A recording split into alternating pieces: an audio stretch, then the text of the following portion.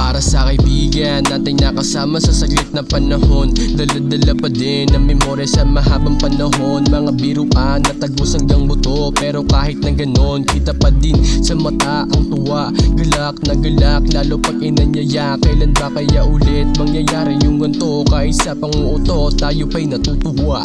Kahit sana saglit sa'kin ay sumilip sa kabilang mundo, pati na sa panaginip. Di ko lubos maisip ang biglang pagwawatak-watak, kasi kailangan mag-obliga sa buhay na pinili. Ang dati kong tanong, ngayon ako ang sumagot. Sa buhay kong ito na hindi pinagdamot, umiinom ng hindi mabisan na gamot, para tumagal sa mundong puno ng puot.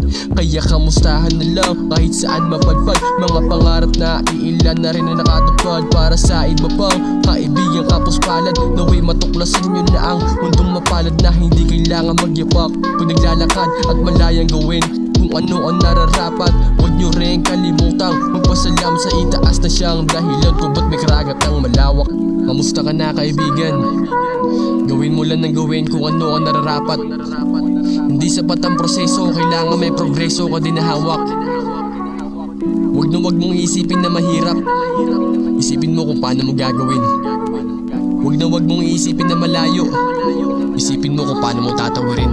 Kamusta mga katropa? Sana ayos lang kayo. Ako ito nagbabaka sakaling makuha mga gusto ko. Di mamadali mga mitiin sa lapap na katingin, nananalangin sa may kapal na masungkit ang titulo. Simbolo ng awitin ang nais kong gamitin. Mga himna ng silbing pagkain ko sa aking plato. Mga titig sa kwadero ang tanging sandata ko. Lapis ang naging sagwan sa laura, sasabay sa mga alon. Sasangayon din sa atin ng panahon. Iwasan mo lang mabusog sa pagsangayon. Marami pang matutuwa sa dala-dala mong baon. Di pa dyan nagtatapos, marami pa ang mga hamon sa pagsubok. Masusubok ang ating katatagan. Huwag mong isipin na malawak ang karagatan.